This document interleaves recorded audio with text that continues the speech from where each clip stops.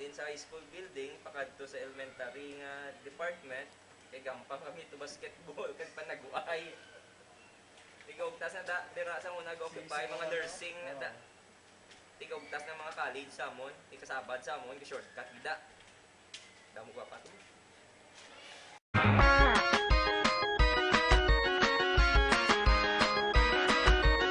Sa una sa amon 19 ano kung to gani man, 1989 hasta 1993 ground floor na siya ang building. Subong ay second floor na. At simulit na homes eh. Tapos, anong nagpag-o? Siya nang nagpag-o pa rin yung lugang nila nga. Itong iyang blasting o magyapon at napaliwis.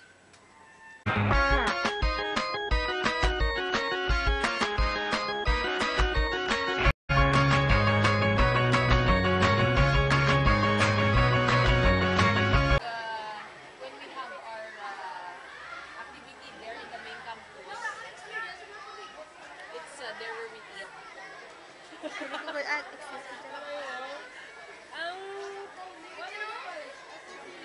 Better. In my time,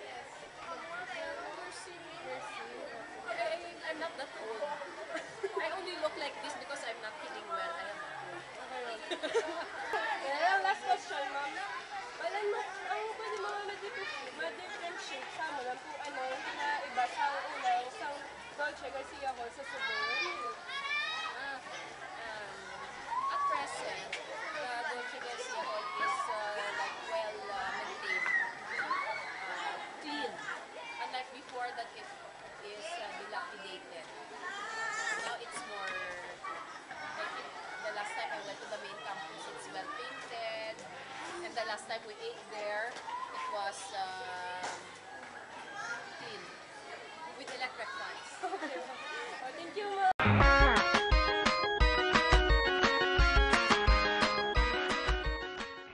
Ma'am, may mga experience ka dito, ma'am, about sa Anyway, kaya malamon na elementary kami. Dito na kami sa may Ordineta Hall, dalong na sa auditorium before elementary na da. Anong dala na da, ang klase din na yan before na. Itong mga ng HRM, tapos MedTech, na ang muna pharmacy and medical technology, may mga subjects na dala sila before. ang pwede mga differentiate sa mo lang kung ano sa una, ang Dolce Garcia Hall. Compared before. When I started teaching elementary education, University of San Agustin, Garcia Hall, only ground floor. Wala pa na sa una, the second floor. And the door, all doors are facing in the quadrangle. Wala pa na door nga naga-face sa may auditorium. Ma'am, thank you very sa time.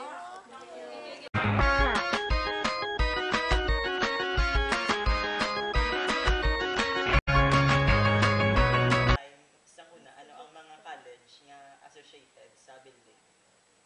Sa time nga eskwela, pagdalit kami sa Ali Pakundi, that was way back 1970. Sa college ko, biology. Amo na da ang amon, ang pinakapuntag, biology building na namin. Sa HRM nga part. Ang HRM nga part daw, dila kami nag-anaga biology sa una. When I was still a student, that was way back 1972,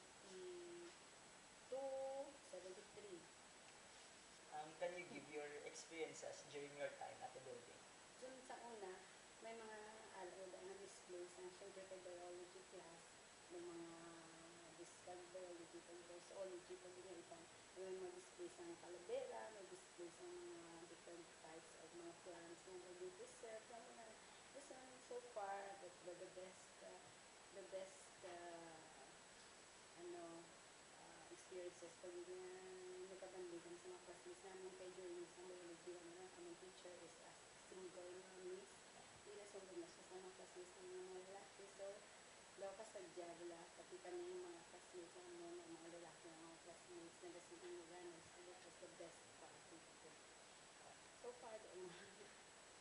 Can you differentiate the building during your time with the status of the building today? So far, though, I mean, siya na lang. Basta doon, nag-second floor na siya. Isang una, first floor na nagdaan mo.